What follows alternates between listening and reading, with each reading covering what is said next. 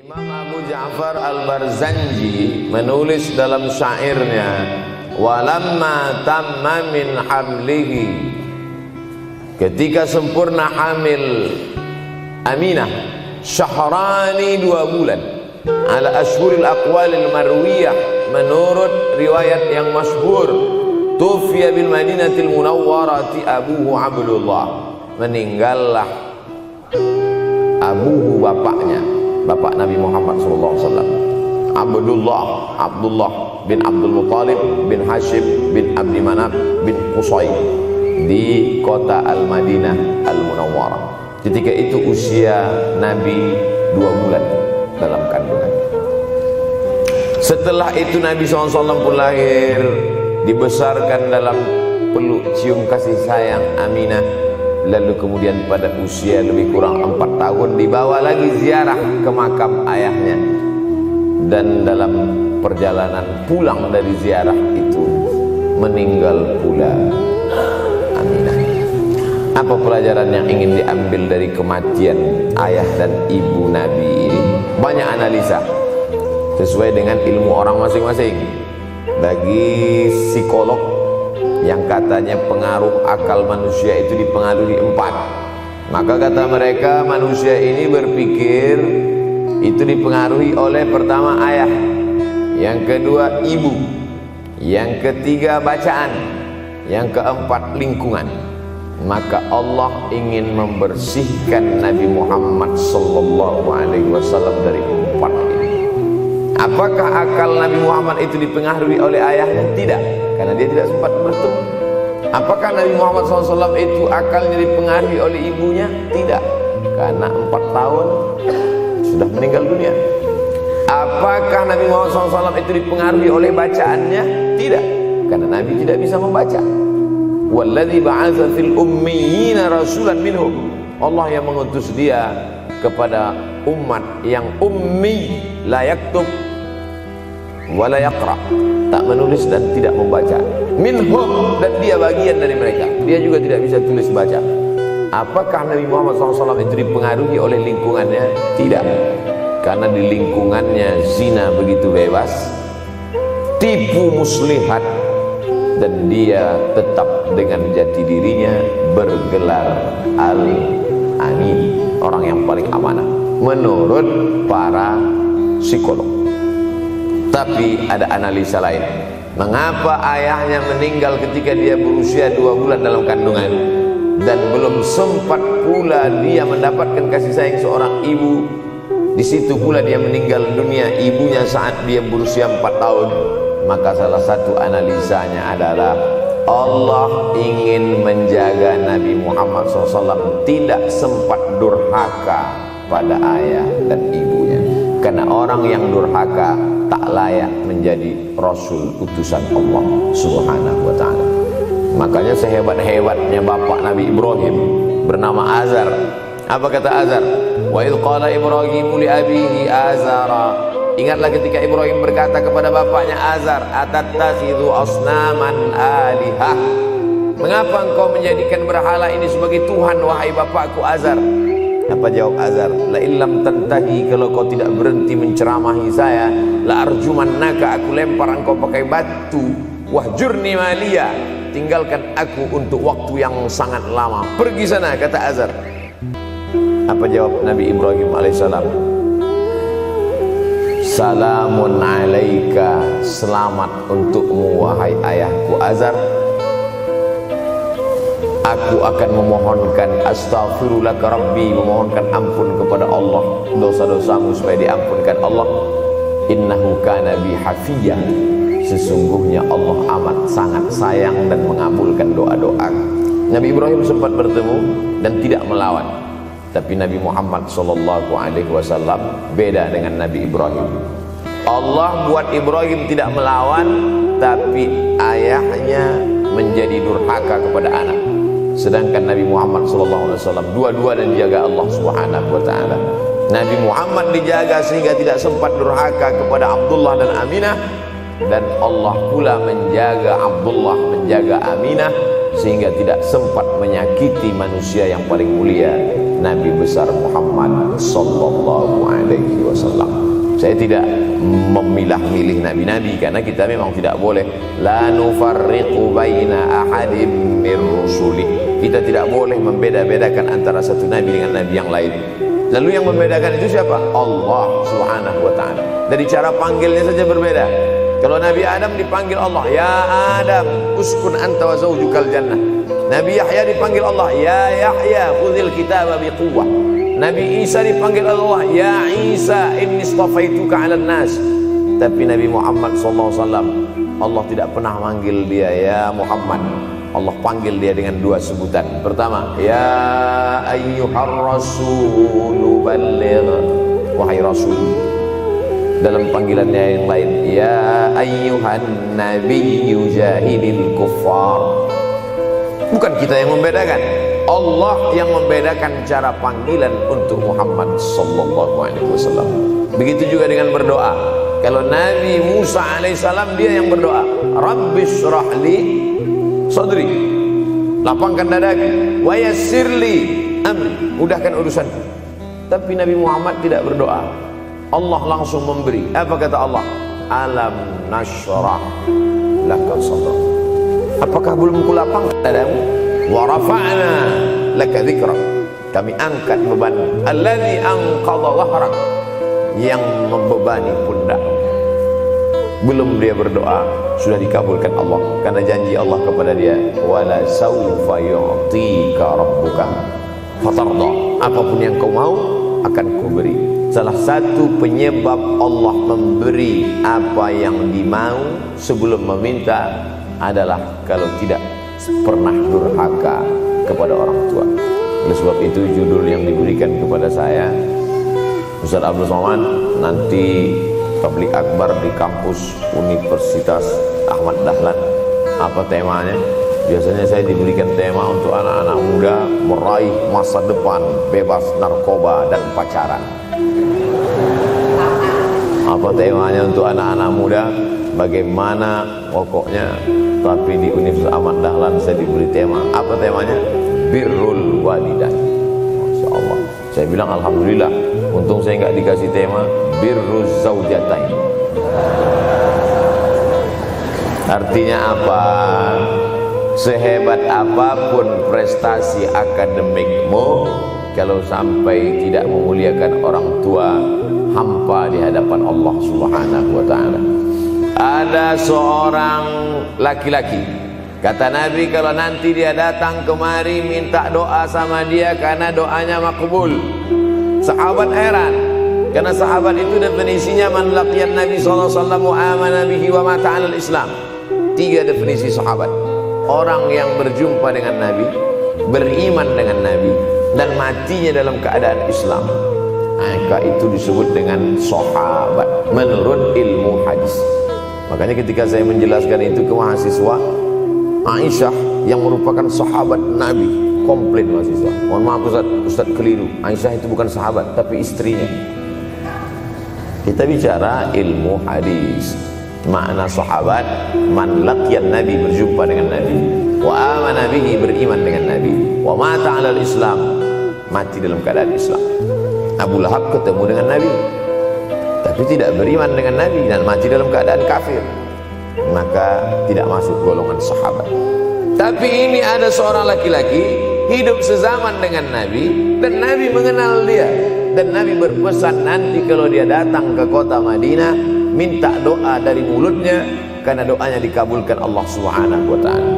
Sahabat heran, kami yang hidup bersama engkau, kami yang berperang bersama engkau, kami yang sholat di Masjid Nabawi bersama engkau, kenapa doa dia lebih makbul daripada kami? Malah kami meminta doa dari mulut dia. Tapi tidak boleh membantah dan melawan Nabi. Pokoknya nanti kalau dia datang kemari minta doa kepada dia. Setelah Nabi Muhammad SAW meninggal dunia, laki-laki itu pun sampai ke kota Madinah, berjumpa dengan sahabat. Sesuai dengan yang dijanjikan Nabi, mereka pun meminta doa kepada dia. Namanya Uwais Al-Qarni. Makanya Uwais Al-Qarni tidak ada masuk dalam buku biografi sahabat. Kalau mau mencari biografi sahabat Nabi, buka kitab namanya Al-Isabah fi Tamyizis Sahabah, atau baca juga Usudul Ghabah fi Ma'rifatis Sahabah, atau baca juga Al-Isti'ab fi Ma'rifatil Ashab. Itu memang buku biografi isinya sahabat Nabi semua. Sahabat Nabi klasifikasi. Yang pertama Al-Ashra Al-Mubasysyaruna bil Jannah, 10 sahabat yang dijamin masuk surga. Level kedua sahabat Nabi yang ikut perang Badar. Berikutnya sahabat Nabi yang masuk Islam sebelum hijrah. Berikutnya barulah ujung sahabat Nabi masuk Islamnya setelah hijrah, setelah Islam kuat, barulah dia masuk Islam.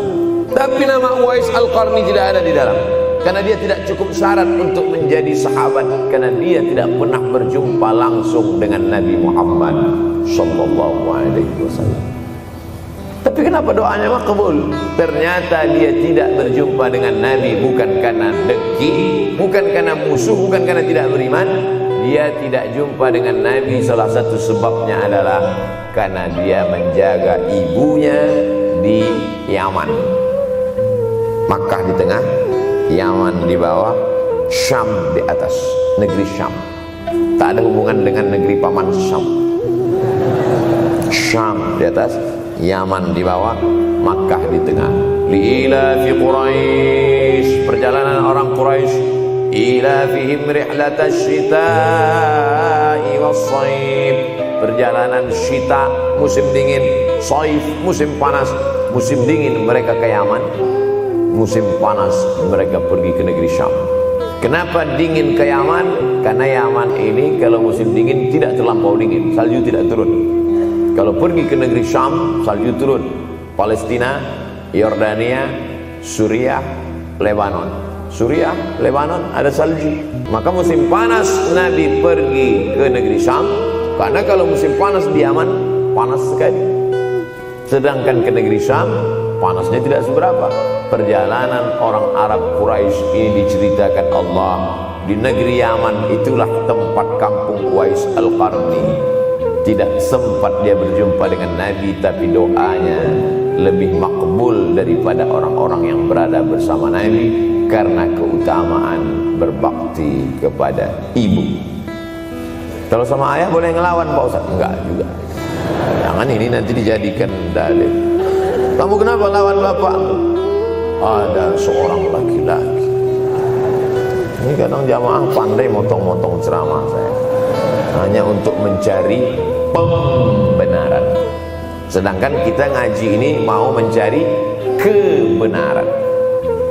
1000 dalil bagi orang untuk mencari kebenaran, tapi ada 1001 hujjah untuk orang yang suka mencari pembenaran. Nah, jadi kalau saya bicara tentang ibu, sesungguhnya ayah sudah masuk, karena tanpa ayah kita juga bukan apa-apa dan bukan siapa-siapa, walaupun jatah ayah sepertiga, sedangkan ibu lebih daripada itu. Man ahaqqun nas bi husni suhbati, siapa orang yang paling layak mendapatkan baktiku ya Rasulullah? Ummuka. Summa man, siapa lagi? Ummuka. Summa man, siapa lagi? Ummuka. Summa man, abuka. Itu yang menyusun itu Nabi SAW, bukan saya. Itu makanya ibumu, ibumu, ibumu, bapak. Kenapa Nabi 3 kali? Kenapa Nabi menyebut laki-laki 1 kali, perempuan 3 kali? Karena ibu mengandung, ibu melahirkan, ibu menyusukan. Siapa yang mau dapat 3 kali? Coba yang 3 ini. Mengandung, melahirkan, menyusukan. 3 ini belum bisa dilakukan oleh laki-laki dimanapun. Adapun merubah wajah sudah bisa. Makanya ada lady boy, wajah lady, betis boy. Tapi untuk mengandung tidak bisa. Ana Rahman, aku ini Rahman, kata Allah.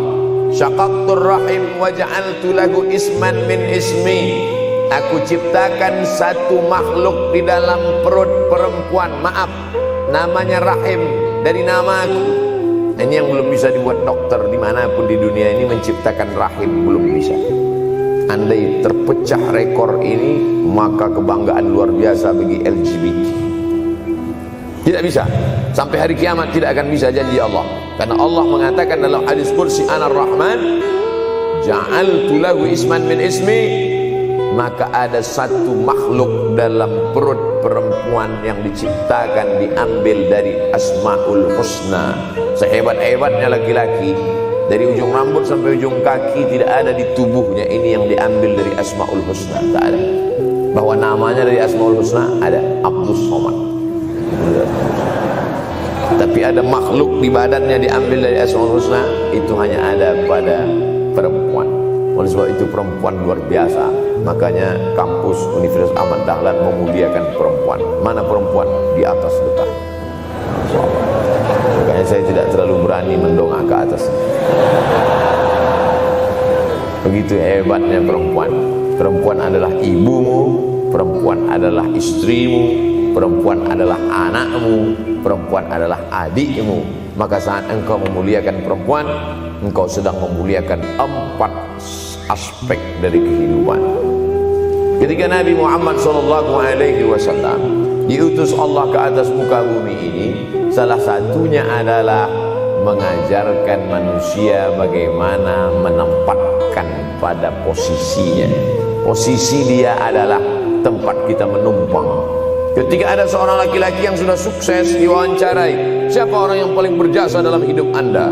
Dulu waktu saya merantau ke Yogyakarta, belum ada apa-apa, saya sempat numpang di rumah dia selama 4 bulan, kata seorang artis dalam sebuah wawancara. Begitu bangganya dia berkata, itulah orang paling berjasa kepada saya karena saya sempat numpang di rumahnya 4 bulan. Tapi ada yang dia lupa, bukan rumahnya yang kau tumpang, bukan ruang tamunya yang kau diami, sempat numpang di perutnya 9 bulan 10 hari. Tak pernah kau sebut. Angkat tangan yang tidak menumpang di rahim,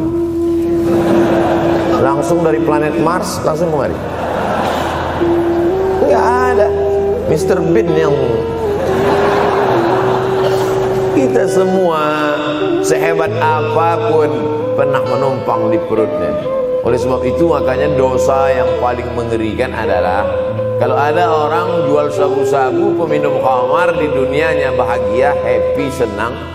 Itu Ustaz, pengedar narkoba, hidupnya aman, adem, ayam, tentram. Di akhirat azabnya baru diberikan Allah Subhanahu wa taala. Ada orang yang pelakor senior, tapi hidupnya di dunia senang-senang saja. Di akhirat nanti azabnya ditunda. Namanya istidraj. Istidraj diambil dari kata daraja, tertunda. Azab yang tertunda. Sudah jadi judul sinetron. Azab yang tertunda. Tapi ada satu perbuatan dosa yang pasti di dunia dirasakan. Apa itu? Durhaka pada orang tua. Orang yang durhaka pada orang tua, di dunia dia tetap dapat, di akhirat dapat sekali lagi. Itu janji Rasulullah SAW. Lama hidup banyak dirasa, jauh berjalan banyak dilihat, lama jadi ustadz banyak yang curhat. Maka tidak 1-2 itu saya lihat dalam kehidupan. Hebat, rezeki banyak melimpah ruah, tapi jauh dari kebahagiaan. Apa sebab? Janji Rasulullah SAW, orang yang durhaka pada orang tua di dunia sudah dapat, di akhirat dapat lagi. Dapat. Di mana letak keadilan Allah? Kenapa di dunia sudah dapat, di akhirat dapat lagi? Yang di dunia itu baru DP-nya, di akhirat baru kau rasakan cash. Oleh sebab itu jangan pernah melawan pada orang tua. Jangan pernah melawan. Apapun kata dia, jurus menghadapi orang tua ini tidak banyak, 3 saja. Kalau dia marah-marah, kalau dia cerewet, kalau dia ngamuk-ngamuk, pertama diam. Pulang kampung marah dia. Saya bolak-balik kirim uang belanja, kenapa kamu IP-nya 2,0? Diam.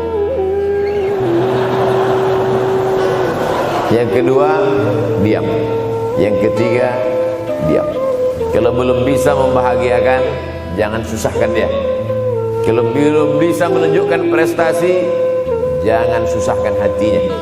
Jangan sampai belum ketemu dengan wajah kita pun dia sudah susah hati. Baru nama kita muncul di HP-nya, kumat darah tingginya. Bunyi handphone dia lihat nama kita di situ, langsung berubah detak jantung. Karena ternyata bukan nama kita di situ dia buat. Siapa? Troublemaker. Oleh sebab itu jangan susahkan orang tua. Saya tidak ujuk-ujuk langsung jadi ustadz. Saya sempat jadi mahasiswa terlama di dunia. Saya kuliah di Mesir tahun 1998 sampai 2002. 4 September 1998 menginjakkan kaki di Kairo. November pulang tahun 2002. Tidak pernah sekalipun saya menyusahkan orang tua saya. Tak pernah saya minta uang pada mereka. Sampai almarhumah emak saya bertanya, "Kau makan apa di sana?" "Makan nasi," saya bilang. "Dari mana dapat uang?" "Beasiswa saya cukup, Mak. 162 pon. 50 untuk makan, 50 untuk rumah, tinggal 62. 20 dibagi lagi untuk ongkos, 20 untuk buku, 20 disimpan, mana tahu demam sakit gak ada uang."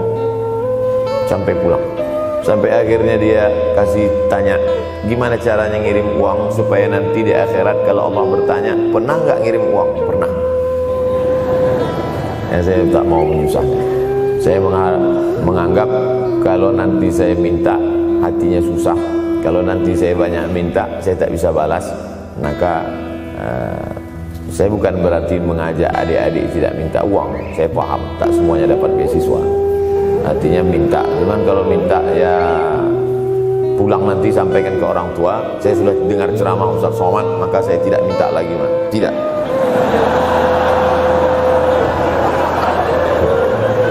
Tapi tolong dirapel setahun sekali aja. Kalau mau merasakan bagaimana sayang mereka, coba hilangkan sayangnya itu agak 1 bulan, 2 bulan, 3 bulan, itu baru terasa. Karena sifat manusia ini kalau sudah tidak ada baru terasa. Judul lagu Roma. Kalau dia masih ada di depan mata kita, masih dekat dengan kita, kita merasa dia biasa-biasa saja. Tapi kalau dia sudah tidak lagi ada, itu barulah. Oleh sebab itu coba kalau mau merasakan, kasih tahu dia, "Papa, Mama, untuk biaya kuliah saya 1 semester ini tolong jangan kasih dulu. Saya mau jual koran dulu. Saya mau kerja di Dorsmir dulu. Saya mau kerja loper dulu. Saya mau susah-susah dulu." Seketika saat kita tahu susahnya itu, tetes peluh keringat, air mata, di situ baru kita tahu, oh ternyata perjuangan mereka ini luar biasa. Saya tidak bicara ceramah saja, tapi dalam kehidupan saya pribadi dulu saya laksanakan, saya pernah buat, saya pernah kerjakan. Tapi tidak saya rencanakan itu saya harus begini, tidak. Memang bagian dari takdir hidup. Mungkin tidak minta uang itu karena jauh ke Mesir. Kalau seandainya dekat, sering juga minta. Nah, memang dikondisikan saya untuk terbang jauh ke Mesir, lalu kemudian setelah jauh itu tidak meminta, tapi kemudian setelah pulang berjumpa, sempat bersama orang tua. Bulan Maret 2019 kemarin baru meninggal dunia ketika saya sedang ceramah di Madura, Pulau Madura, diundang oleh sahabat saya, kakak kelas di Mesir dulu, Dr. Fauzi Tijani. Dan pagi itu rencananya mau ziarah ke makam Kiai Khalil di Pulau Madura. Begitu mau ziarah langsung dapat SMS, segera pulang karena orang tua meninggal dunia. Akhirnya saya langsung ke airport Surabaya dan langsung pulang. Sebelum malam sudah tiba pemakaman. Artinya apa? Penyesalan panjang, kenapa tidak mencium tangan orang tua, kenapa tidak. Karena saya pikir masih lama ya. Ini satu kekeliruan. Di mana-mana selalu saya sampaikan, jangan pernah berpikir usianya masih lama walaupun dia sehat. Karena sehat walafiat, tidak ada kurang satu apapun. Masih lama. Ternyata apa yang terjadi? Berangkat hari Sabtu, hari Ahad tausiah, hari Senin pagi, tanpa sebab, tanpa penyakit. Oleh sebab itu kalau masih hidup orang tuamu di rumah, pulang. Tapi jangan ini jadikan alasan. Besok nggak masuk kelas, gimana? Pulang semua.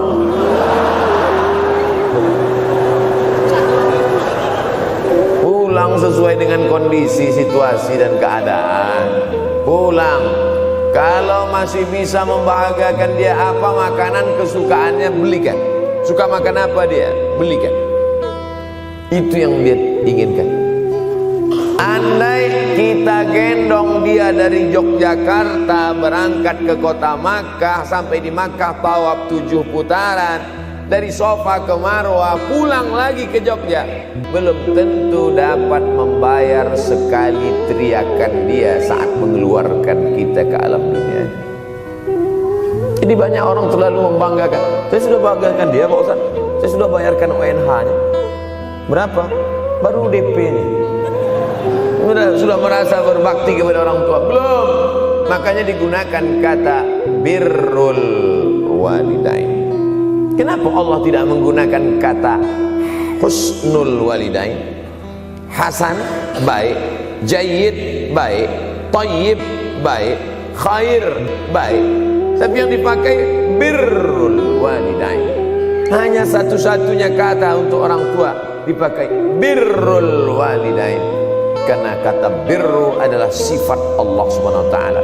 Makanya di antara Asmaul Husna ada Al-Barrut Tawwab.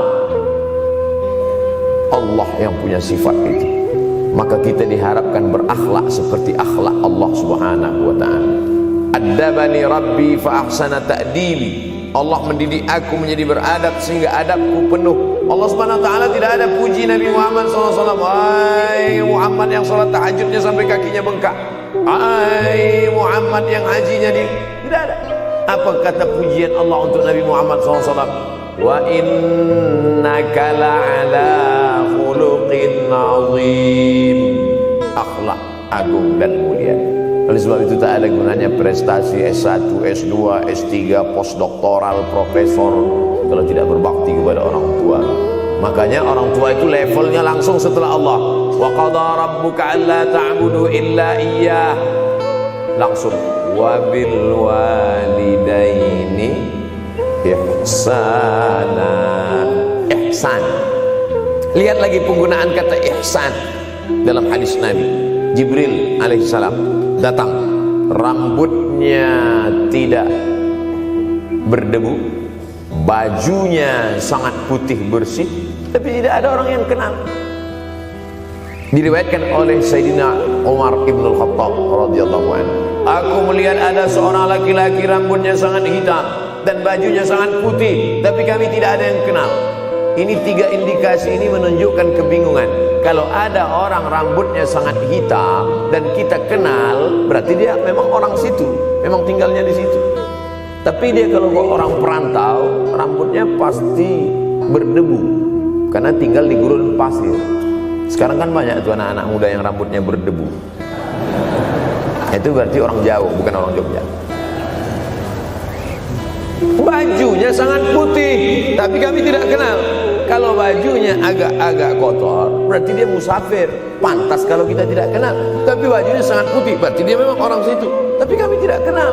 Kata Umar bin Khattab, rambutnya sangat hitam, bajunya sangat putih, tapi kami tidak kenal. Dan dia duduk berhadapan-hadapan dengan Nabi, lututnya dekat dengan lutut Nabi, tapi kami tidak kenal. Dia bertanya tentang iman, dia bertanya tentang Islam, dia bertanya tentang ihsan. Setelah selesai baru Nabi bertanya, Umar, ya, kamu tahu siapa tadi yang datang bertanya tentang iman, Islam dan ihsan itu? Tidak. Jibril yu'allimukum dinakum. Tadi yang datang itu adalah Jibril alaihissalam. Orang selevel Umar bin Khattab tidak kenal Jibril. Ada orang Indonesia baru ketemu Jibril.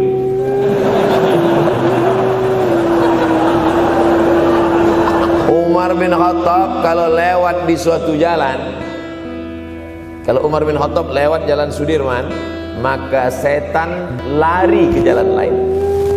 Ini ada orang satu perjalanan sama setan, ngaku kenal dengan Jibril alaihissalam. Makanya kalau baca hadis, satu hadis tapi analisa dari hadis itu banyak sekali. Umar tidak kenal dengan Jibril kecuali setelah Nabi Muhammad SAW yang bercerita mengenalkan. Dari mana Nabi tahu? Nabi dapat wahyu dari Allah Subhanahu wa ta'ala. Tapi ada analisa lain. Apa maknanya? Allah menggunakan kata ihsan untuk orang tua, Nabi menggunakan kata ihsan untuk Allah. Ihsan untuk Allah, anta'budallaha ka'annaka tarah, kau sembah Allah seakan-akan engkau melihat dia. Fa in lam takun tarah, kalau kau tidak bisa melihat dia, fa innahu yarah, sesungguhnya dia yang selalu melihatmu, tidak pernah putus. Ihsan, ihsan Allah kepada kita, tidak pernah putus pengawasan Allah. Bagaimana ihsan kita kepada orang tua? Tak pernah putus bakti walaupun dia sudah meninggal dunia.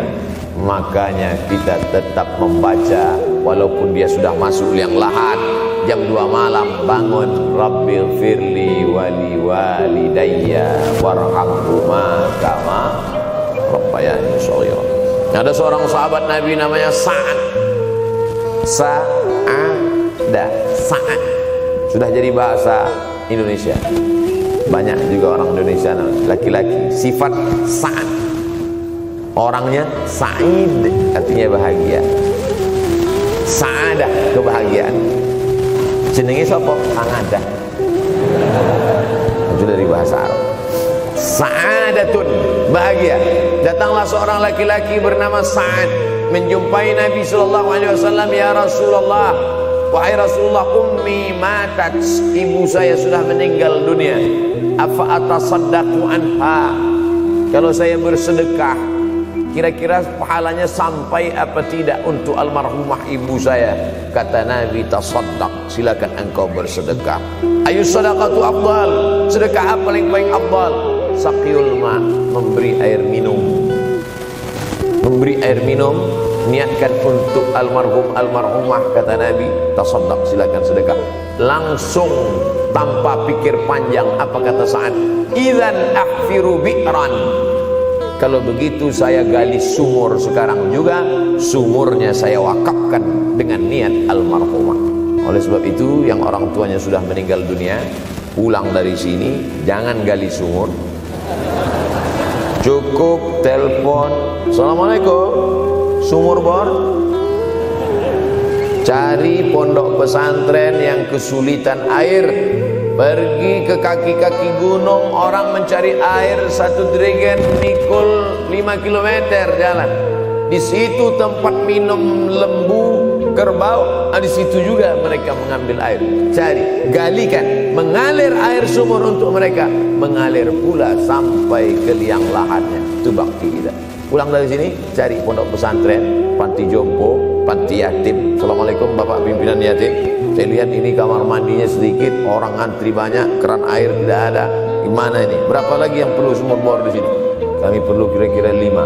Insya Allah. Bapak mau bantu? Enggak, nanya-nanya aja.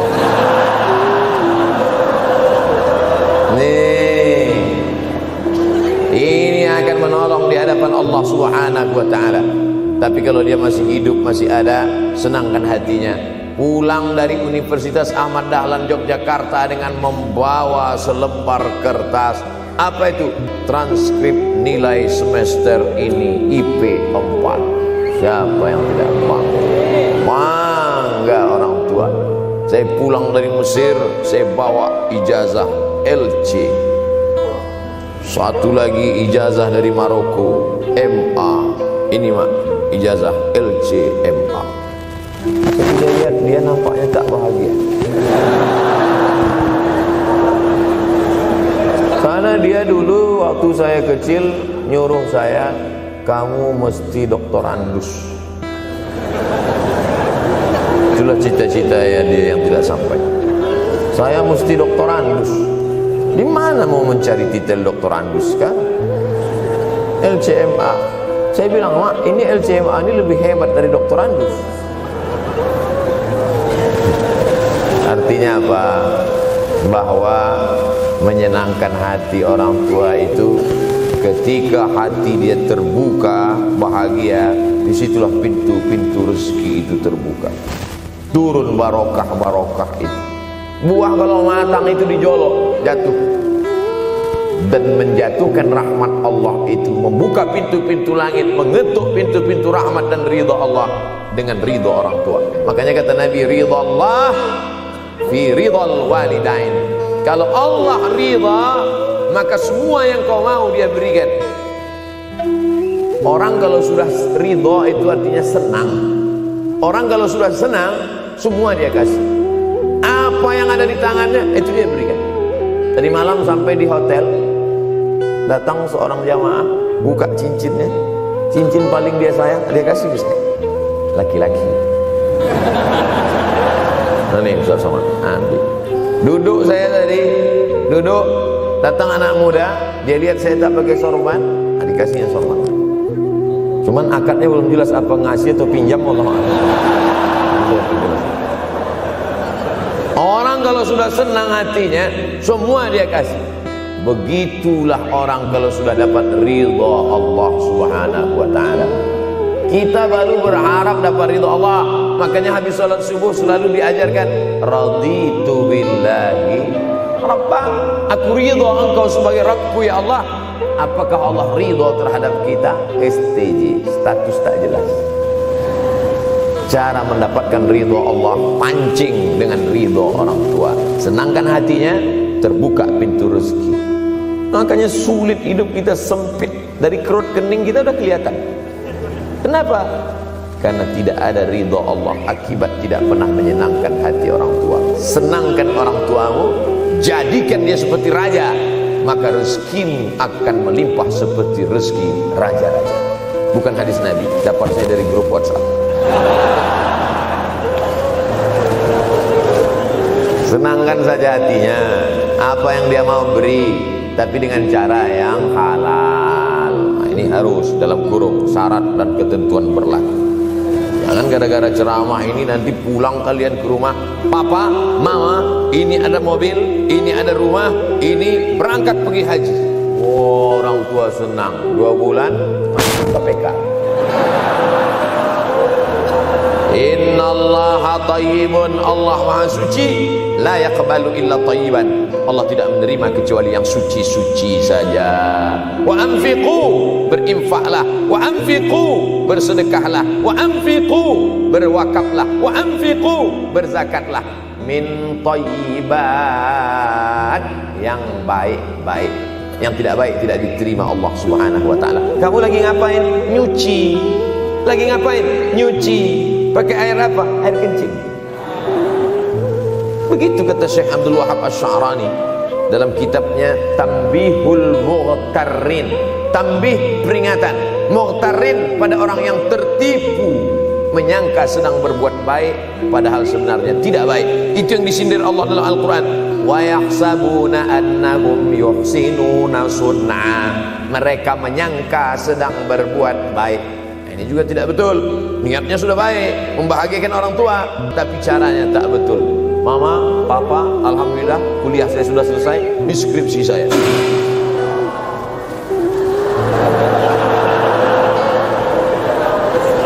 Masya Allah. Bayangkan kalau kiamat tiba-tiba terjadi.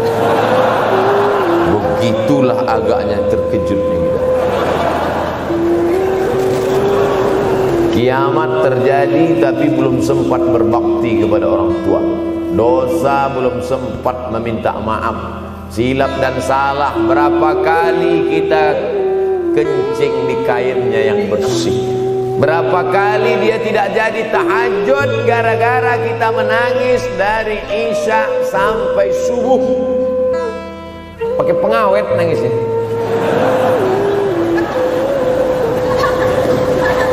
Kita tak pernah sadar itu. Kita menganggap kita di dunia ini dibesarkan angin. Kita menganggap kita ini bangsawan, bangsa yang hidup di awan. Berapa kali dia tidak jadi sholat duha gara-gara kita kencing. Berapa kali nasi yang sudah mau disuap masuk ke mulutnya tak jadi. Bahkan dia tidak makan sama sekali. Dan berapa kali makanan dia belikan hanya untuk susu, hanya untuk menyenangkan kita. Pernah kita balas. Dan dia tidak pernah minta balas itu. Oleh sebab itu siapa yang mengingatkan? Abdul Somad diberikan judul berat. Judul yang paling berat ceramah tentang orang tua, tentang ibu, tentang ayah. Jarang saya mau menerima judul-judul pengajian. Ini pun dikasih tahu setelah sampai di sini. Maka saya belok-belokkan dikit. Ini air mata udah mau menetes, belokkan. Nanti kalau saya nangis di sini, siapa yang ceramah kalau saya nangis? Oleh sebab itu maka yang orang tuanya masih ada, beruntung dan bertua, bawakan dia rumah makan. Ada sahabat saya namanya Ustadz Lukman di Pontianak, bukan Kuntilanak. Mereka punya program namanya Bawa Ibu ke Rumah Makan. Keren nama programnya. Bawa orang tua ke rumah makan. Nanti hari libur adik-adik, anak-anakku sekalian, libur bawa ayah, bawa ibu ke rumah makan. Ketika Ustadz Lukman cerita itu ke saya, Ustadz Somad, kita punya program baru nih. Apa nama programnya Ustadz? Bawa ibu ke rumah makan. Alhamdulillah Ustadz Lukman, seluruh rumah makan di Pekanbaru tempat tinggal saya itu, semua sudah saya bawa almarhumah saya. Saya bawa sup tunjang, saya bawa rendang, saya bawa goreng ayam, saya bawa goreng puyuh, saya bawa. Cuman ada rumah makan ular sawah itu yang tak dibawa sini. Lain dari itu sudah saya bawa. Tak ada penyesalan dalam hati, senangkan hatinya. Apa pakaian yang dia suka? Orang tua itu tidak minta yang besar, asal ada saja. Pulang dari Yogyakarta sampai ke rumah, ini tadi ada nampak sedikit tanda terkenang, kalau banyak makan sendiri. Ketika dia senang melihat itu, bahagia hatinya, nampak senyum di tepi bibirnya, pada saat itulah rahmat Allah terbuka, pada saat itulah ridha Allah datang. Mengapa sulit mencari pekerjaan? Mengapa payah mencari penghidupan? Salah satu yang mempersempit ridha Allah itu adalah karena tidak berbakti kepada orang tua. Oleh sebab itu maka judul tema yang diberikan birrul walidain, berbakti kepada orang tua, bahagiakan. Ini ada juga ini anak-anak yang sudah sukses ini, papa, mama sudah meninggal, papa jangan risau. Silakan terbang ke Yogyakarta, ada adik di sana. Silakan terbang ke Surabaya, ada kakak di sana. Silakan terbang ke Kuala Lumpur, ada keluarga di sana. Jangan hiraukan. Kata bapaknya, kalian terbang itu saja kalian pikirkan. Kemana aku hinggap tak kalian pikirkan. Ada sebagian orang ketika ibunya meninggal dunia, marah dia, mengamuk dia anggap kebahagiaan itu sudah hilang. Padahal membahagiakan orang tua dua-dua adalah tanggung jawab kita. Kalau dua-duanya sudah tidak ada Pak Ustaz, masih ada keluarga. Ada keluarga. Al-khalah bimasabatil saudara ibu, kakak ibu, adik ibu, sama seperti ibu. Sambung lagi silaturahim, buat dia senang, buat dia bahagia. Man ahabba yubsatalahu fi rizqihi, siapa yang mau lapang rezekinya, wa yunsa'alahu fi asarihi, dipanjangkan umurnya, falyasil rahimahu, hendaklah dia menyambung tali silaturahim. Saya ceramah di satu kota. Sampai di kota itu saya melihat rumah besar, megah, mewah, seperti istana. Cuman saya segan mau nanya, nggak mungkin saya tanya, Pak, ini hasil dari apa? Saya tengok, saya ngangguk. Kawan-kawan saya yang ikut di situ seperti ngeliat kucing semua. Mantap. Setelah duduk, makan, habis makan, minum, habis itu Sohibul Bait yang punya rumah pun cerita, Ustadz Abdul Somad, iya Pak, dulu ini hanya bambu-bambu yang dikasih daun, yang dikasih terpal. Tempat apa Pak? Tempat ibu saya buat pengajian. Setiap tahun dibuat begitu. Pasang tiang-tiang kayu, pasang terpal, daun-daun, pengajian ramai. Sampai akhirnya saya berkata, Bu, pengajian kita hentikan saja, stop. Saya tidak sanggup lagi pasang tenda, pasang terpal ini. Tapi akhirnya apa kata ibu saya? Nanti setelah saya tidak ada, pengajian ini terus kamu buat, Allah bukakan pintu rezeki Ustaz Somad. Inilah yang terjadi sekarang. Saya belikan orang tua saya itu rantai, saya belikan gelang, saya belikan cincin. Bulan depan saya datang, sudah nggak ada lagi. Mana gelangnya, Mak? Nggak ada. Mana rantainya, Mak? Nggak ada. Mana cincinnya? Nggak ada. Kemana? Itu kan emas mahal. Sudah saya jual. Untuk apa? Untuk bersedekah ke fakir miskin. Rupanya gelangnya, rantainya itu habis dia berikan sedekah fakir miskin.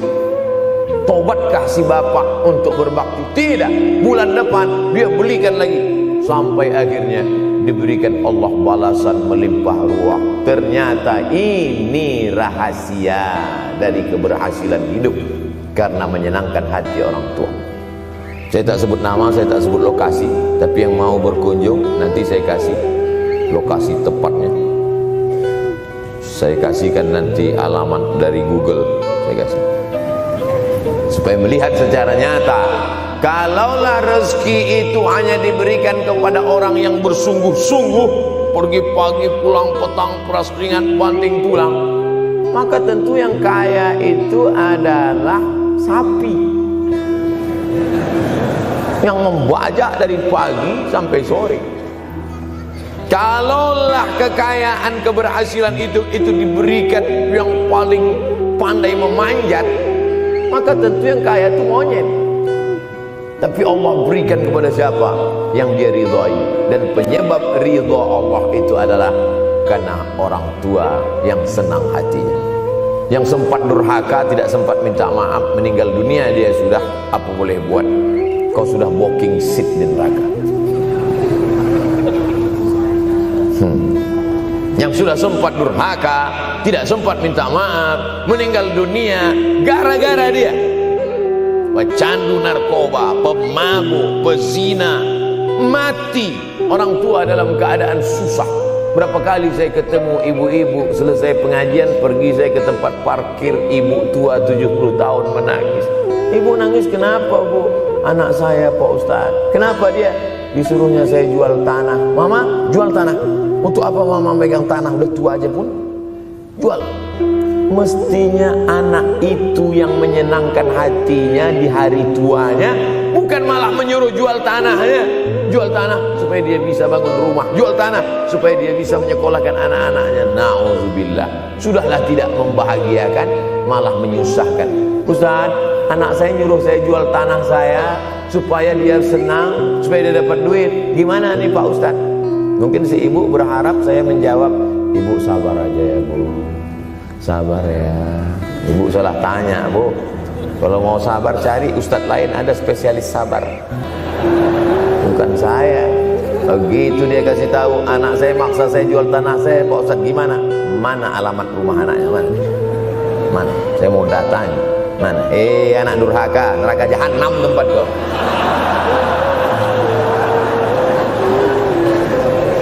Tak mau dia ngasih alamat. Rupanya dia takut nanti anak saya malah marah sama saya. Pak Ustadz, saya kasihan. Mudah-mudahan Allah berikan kekuatan pada ibu. Tapi cerita ini bukan satu dua contoh kasus. Ternyata zaman sanggup memperkarakan pengadilan hanya karena sebatang pohon kayu. Atau cuma saya yang dapat berita aja? Adik-adik ada juga dapat kiriman itu. Sanggup memperkarakan sebatang pohon kayu. Padahal kalau kau jual semua kebunmu itu, belum tentu dapat menebus. Datang seorang laki-laki mengadu kepada Nabi Muhammad SAW. Ya Rasulullah, ini bapak saya ini kurang ajar sekali. Bapaknya kurang ajar?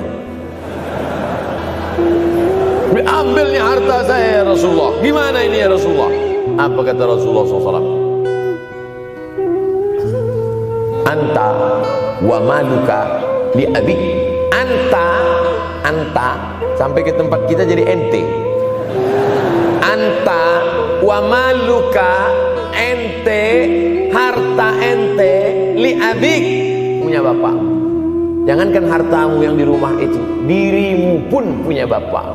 Nabi membela, seolah-olah Nabi berkata, apa yang diambil itu belum ada apa-apanya dibandingkan melepuh kulitnya untuk memberikan engkau sesuap makanan yang halalan thayyibah. Orang yang durhaka pada orang tuanya, insya Allah anaknya juga akan durhaka kepada dia. Oleh sebab itu maka jangan pernah durhaka.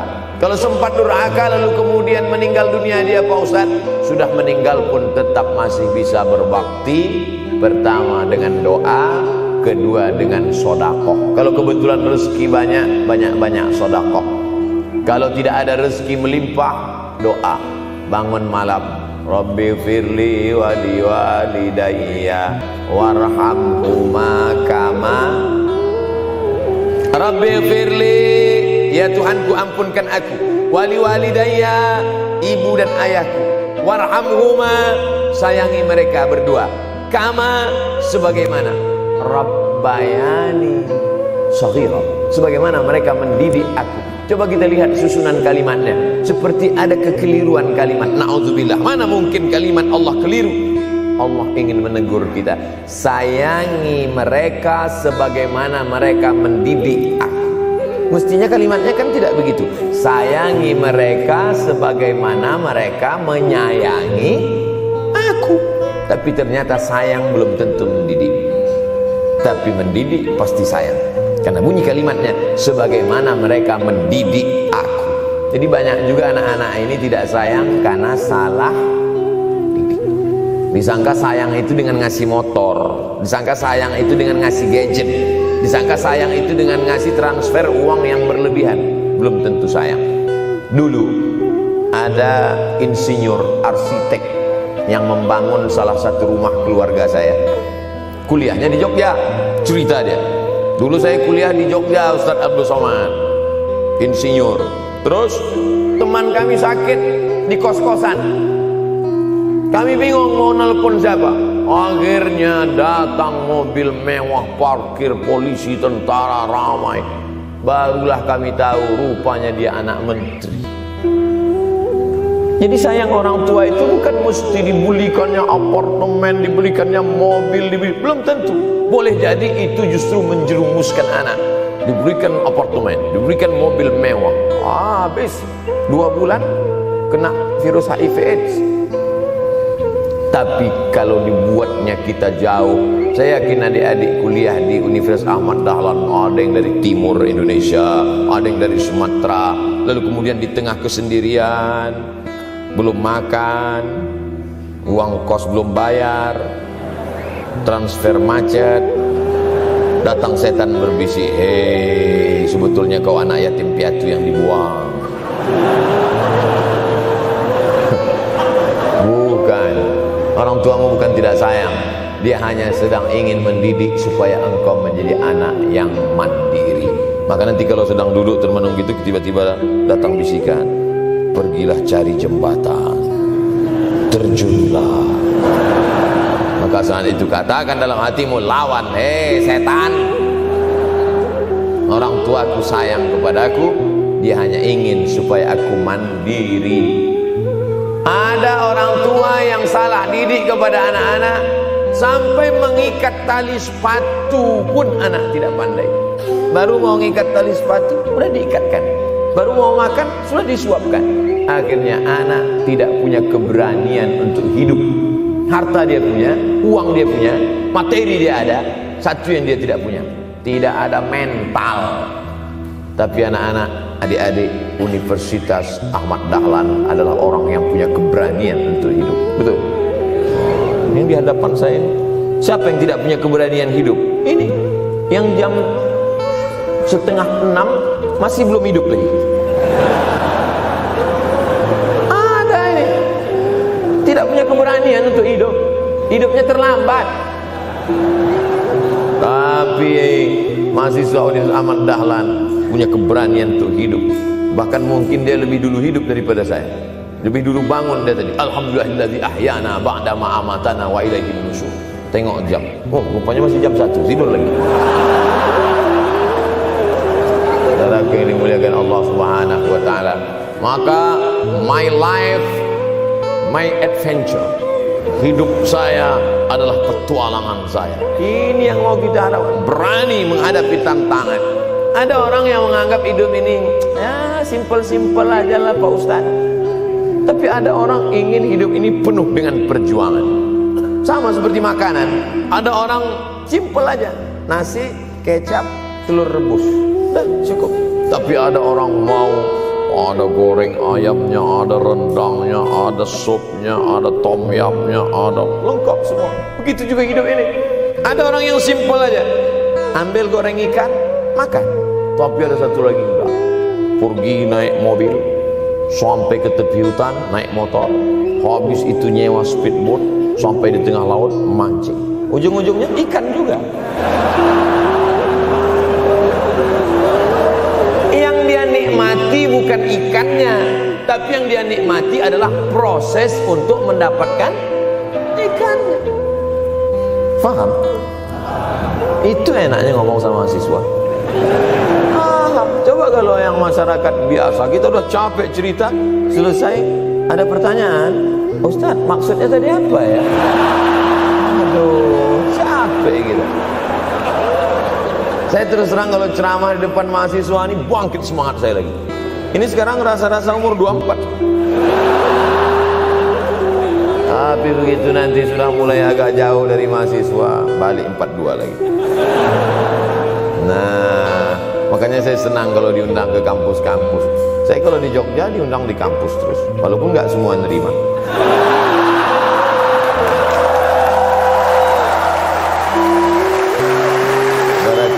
Allah Subhanahu wa ta'ala, maka kita harus sering-sering bersama. Apa ini takbir? Takbir itu ngusir setan. Tadi saya ceramah jam 4:30, sekarang sudah jam 5:30 artinya saya sudah ceramah 70 menit. Ini sudah keluar dari kode etik, karena di mana-mana saya ceramah 60 menit. Kenapa bisa Ustaz Somad ceramah 70 menit di Universitas Ahmad Dahlan ini? Kenapa? Semangat yang membuat.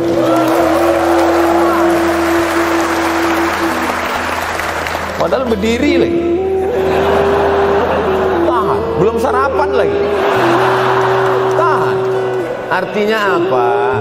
Yang membuat kita kuat itu bukan materi, bukan makanan, tapi semangat. Maka jangan sempat kehilangan semangat. Bangkitkan semangat. Semangat terus. Semangatnya apa? Semangat ingin membahagiakan orang tua. Kalau lupa, tulis. Biasanya mahasiswa ini kan suka lupa. Tulis di dinding kamar. Semangat bahagiakan calon mertua.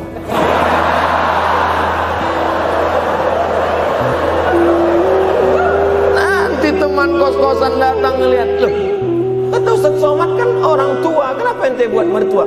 Sedangkan mertuaku saja kebahagiakan, apalagi orang tua.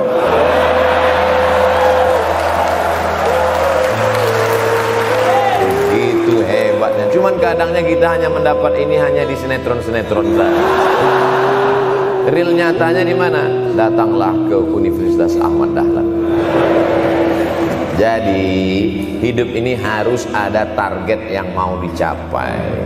Banyak orang targetnya nggak benar. Saya ingin menjadi orang yang punya kepribadian Pak Ustadz, rumah pribadi, mobil pribadi. Target bahagiakan orang tua. Gaji pertama kalau kerja nanti umroh. Gitu, Ma, doakan. Nanti kalau aku kerja insya Allah gaji pertama nanti memberangkatkan umroh.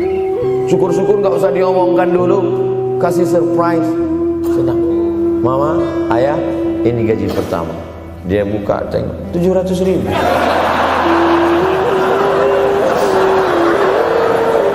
Menangis dia menerima gaji pertama itu, bukan karena harunya sikit. Gitu dia buka amplop, oh kok setitin tuh. Haru dia. Kenapa setiap mendapat hadiah dari anak, orang tua selalu meneteskan air mata? Karena kita tidak pernah besar dalam pandangan matanya. Kita sehebat apapun, kita tidak pernah besar di matanya.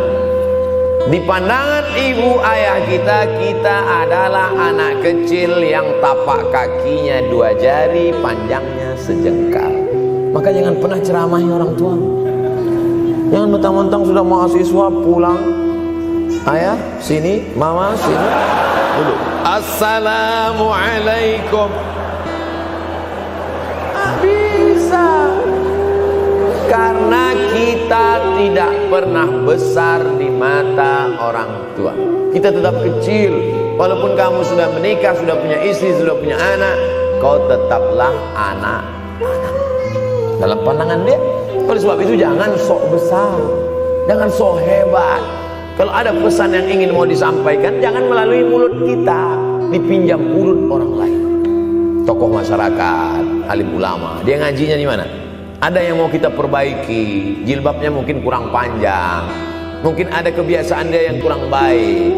Sementara kita udah ngaji, sudah belajar di Universitas Ahmad Dahlan, sudah terpelajar, membuat dia mau menjadi orang baik.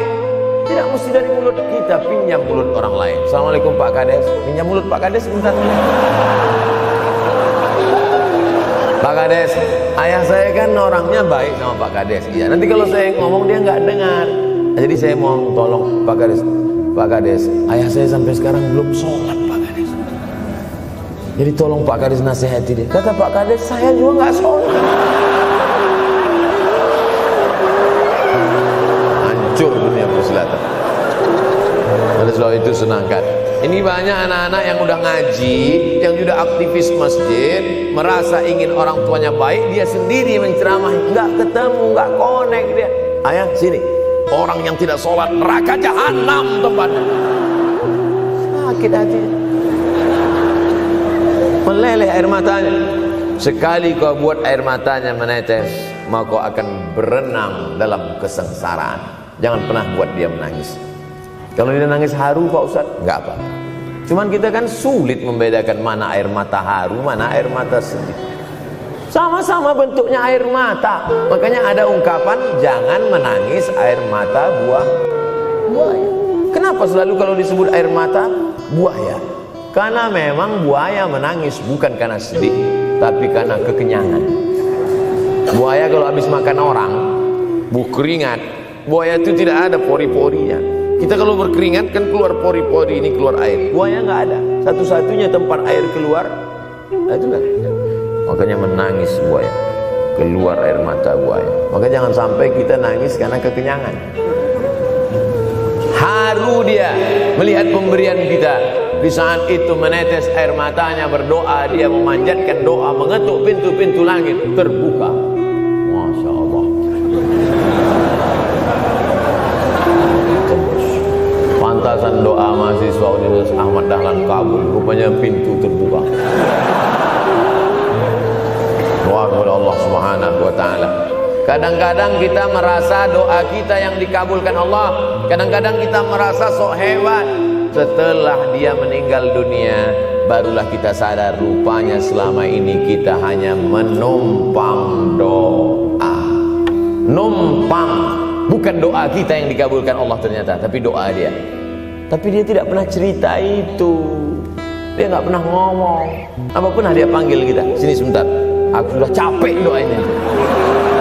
Pernah dia bilang itu. Dia cukup mengadu tengah malam, ya Allah, anakku ini jadikan dia berhasil kuliahnya, ya Allah. Sudah hampir 14 semester nggak selesai-selesai. Dia mengadu kepada Allah Subhanahu wa taala. Ma, aku susah ini sekarang. Susah kenapa? Skripsiku ditolak terus. Pembimbing kemarin itu mempersulit terus. Berdoa dia tengah malam, ya Allah, lapangkan hati pembimbing itu supaya anakku cepat, ya Allah. Kalau enggak, matikan dia, ya Allah. Kabul, 2 hari setelah itu meninggal. Tapi kita tidak bisa request. Oleh sebab itu maka banyak-banyak dekatkan kepada orang tua, senangkan. Saya ceramah di Malaysia, dibawa jamaah ke mall. Ustaz Samad, esok kita tak ada tazkirah, tak ada tausiah. Kita nak pusing-pusing. Pusing-pusing maksudnya mutar-mutar. Pergilah kami ke mall. Sampai di lantai atas saya lihat anak-anak muda nyuapin orang tua. Ada restoran mahal, mewah. Itu kabarnya kalau mampir di restoran itu makan, itu banyak yang nangis melihat harganya.